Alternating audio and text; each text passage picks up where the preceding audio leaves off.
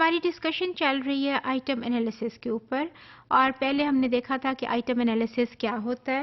آج کا جو ٹاپک ہے وہ پرٹیکولرلی ریلیٹڈ ہے ڈسٹریکٹرز کے ساتھ، تو اس پہ بھی بات ہم کریں گے، لیکن ایک نظر آپ یہ دیکھ لیجئے کہ ہم نے آئٹم ڈیفیکلٹی پہ بات کر لی ہوئی ہے، اس کے فارمولے پہ بھی بات کر لی ہے، کچھ کیلکولیشنز بھی کر کے دیکھی تھیں، آئٹم ڈسکریمنیشن پہ بھی بات کر لی تھی کہ وہ والا آئٹم جو کہ ڈسکریمنیٹ ہمیں کر کے بتاتا ہے ہائی گروپس اور ہائی اسکوررز اور جو لو اسکوررز کا گروپ ہے اس کے درمیان میں۔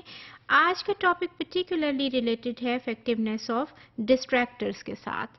تو سب سے پہلے اس پہ بات کرتے ہیں کہ ڈسٹریکٹرز کیا ہوتے ہیں۔ آبجیکٹیو جو کوسچنز ہیں، there are different types of objective questions۔ آپ نے یس نو دیکھے، ڈفرینٹ دیکھے، ٹرو فالس تھے، بلینکس تھے، ہر ایک میں ڈسٹریکٹرز نہیں ہوتے ہیں۔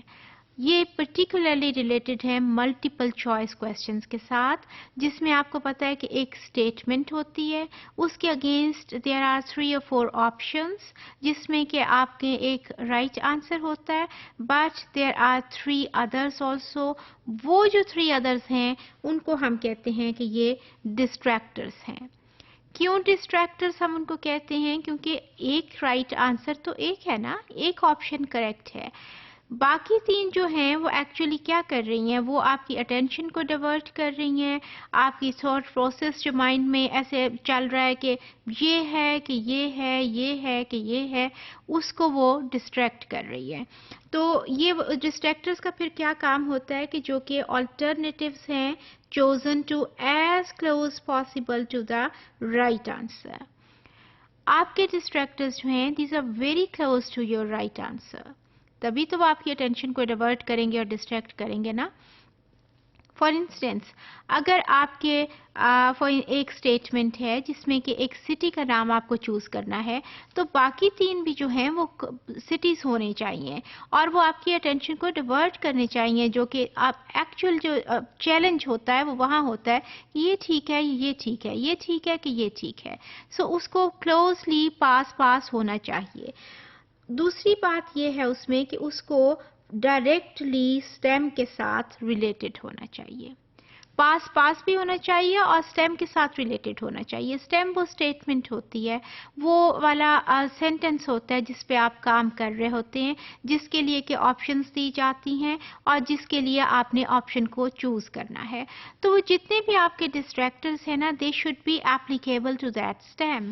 اب فار انسٹنس اگر آپ کو ایک ناؤن پک کرنا ہے اس اسٹیم کے لیے، اس اسٹیم کی، اس سینٹنس کی ریکوائرمنٹ یہ ہے کہ 1 noun is to be picked۔ سو آپ کی جو لسٹ ہے وہ چاروں کے چاروں ناؤن سے ریلیٹڈ ہونے چاہیے نا۔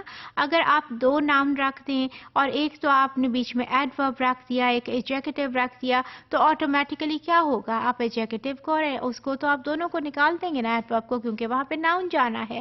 تو وہ اچھے ڈسٹریکٹرز نہیں ہیں۔ کیوں ڈسٹریکٹرز اچھے نہیں ہیں؟ کیونکہ these are not applicable to your stem. ایک اور ایگزامپل لے لیجئے، اگر میں آپ سے پوچھوں کہ پاکستان کا کیپٹل کیا ہے، تو مجھے پھر 4 سٹیز کے نام ہونے چاہیے نا پاکستان کے، انکلوڈنگ اسلام آباد۔ اگر میں 3 ایک تو اسلام آباد رکھ دیا اور باقی 3 جگہ پہ جو ہے میں کوئی سٹی، کسی ایک اور سٹی کا نام رکھ دیتی ہوں جو ہے ہی کسی ادر کنٹری کا، یا میں کسی اوشن کا نام رکھ دیتی ہوں، لیٹس سے میں میڈیٹرینین رکھ دیتی ہوں، تو وہ اچھا ڈسٹریکٹر ہوگا؟ نہیں ہوگا، کیونکہ وہ تو اوشن ہے اور آپ کو پتا ہے کہ you need to pick name of the city. So یہ بات ضروری ہے کہ وہ ڈسٹریکٹرز تبھی آپ کی اٹینشن ڈیورٹ کریں گے اگر وہ کلوز ہوں گے، ٹھیک ہے؟